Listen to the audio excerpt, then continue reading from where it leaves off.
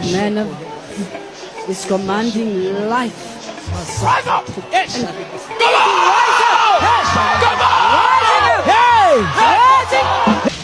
You're a fake and a phony, and I wish I'd never laid eyes on you.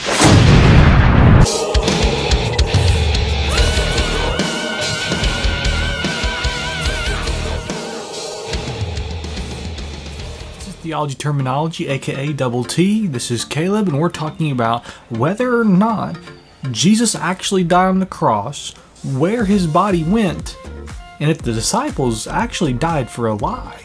This all has to do with the resurrection. Some people don't want to believe in the supernatural, that God would literally be raised from the dead. So they try to reason it away, logic it away to make it make sense through human reasoning. There's some issues with that. Because of that, we have four false theories on what happened to the body of Christ, because historically, Christ was crucified. 3 days later, his body was not found. Historically proven. Not just in the Bible, but historically proven. His body was not found 3 days later. So they try to explain it away. The first false theory is the wrong tomb theory. And as the name suggests, they are at the wrong tomb. This is delusional. Where in the world is Jesus? Well, no surprise. You're at the wrong tomb. Now, in all honesty, this is probably the dumbest argument you can make for several reasons. But the first one being is Pilate knew where Jesus was because he sold the property to someone. That's the second part of the evidence. Joseph of Arimathea. John chapter 19 verse 38 says this. After these things, Joseph of Arimathea, who was a disciple of Jesus, but secretly for fear of the Jews, asked Pilate that he might take away the body of Jesus, and Pilate gave him permission. So he came and took away his body. So the tomb that Jesus was brought to is actually owned by a wealthy and well-known person, Joseph of Arimathea. So you do the math here. He's also a disciple of Christ. That means they know this guy. They know where the tomb is. There's just literally no way. It's literally the dumbest argument you have. Wrong tomb theory, debunked. Number 2, the swoon theory. Have you ever heard of a fainting couch?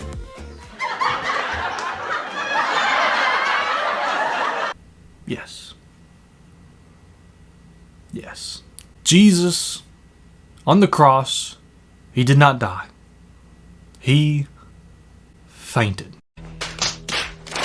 John chapter 19 verses 33 through 34 says this.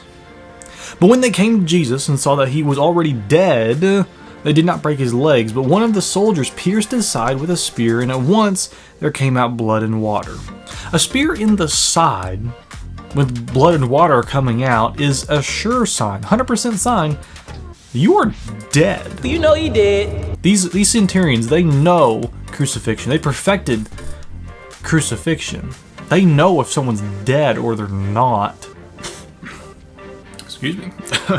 That's not a good argument to make. They knew he was dead, but just to make sure, they stab him in the side. I don't know about you, but a God who claims to be the resurrection and the life, but never really died, nor was raised from the dead, it's a liar. So all in all, Swoon Theory, you done been debunked. Number 3, the stolen body theory. This is probably the most popular one, that when Jesus died, the disciples took the body. Oh, we gotta ditch the body. And then pretended or claimed that Jesus still was raised from the dead. You smart. That may be one of the best arguments they have, but it also has one of the greatest rebuttals. No one dies for a lie. Gee, I never thought of that. Let's work it out. Jesus dies. Number 2, the disciples steal the body of Jesus. Number 3, they go out and claim that he's still alive and that there's salvation in his name. Number 4, in the midst of this proclamation, they're being flogged, they're being attacked, they're being whipped and tortured. Number 6, because of all of this, they're martyred for what they believed in. Why in the world would they believe in a lie that would cost them their lives, knowing it's a lie. Stolen body theory, you're debunked. Number 4, the hallucination theory. I think is probably one of the funniest of them all, besides not knowing where the tomb is. I now declare this frickin' idiot convention open! The hallucination theory tells us that Jesus actually did die. He did die, but he wasn't technically raised, because he's still technically dead.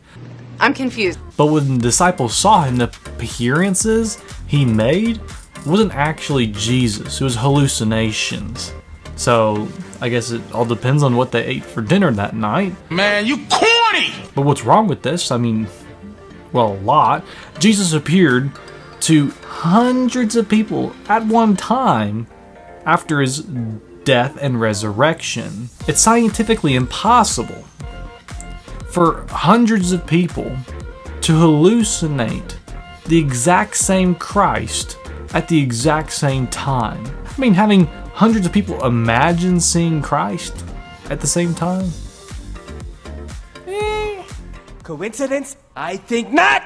On top of that, the best argument against this false theory is that the disciples literally touched Christ. They touched the scars in his hands and the scar in his side. Luke 24:39 says, "See my hands and my feet, that it is I myself. Touch me and see. For spirit does not have flesh and bones as you see that I have." He's straight up telling them this is a bodily resurrection. Touch and see. So hallucination theory, you done been debunked by the Bible. So all in all, there ain't no way around it. Jesus had to have a bodily resurrection. No argument has ever stood the test of time against a true bodily resurrection of Christ, because that's what the Bible teaches. Mark 16:6 says, "And he said to them, 'Do not be alarmed. You seek Jesus of Nazareth, who was crucified. He has risen. He is not here. See the place where they laid him.'" So trust the truth. It is the truth, and we even see it in history that Christ died. He was buried in a tomb. 3 days later, his body wasn't there. One final quote as we end today. "Without the resurrection, the cross is meaningless." It had to happen. The resurrection. The bodily resurrection, mind you. May the Lord bless you and keep you and shine upon your face.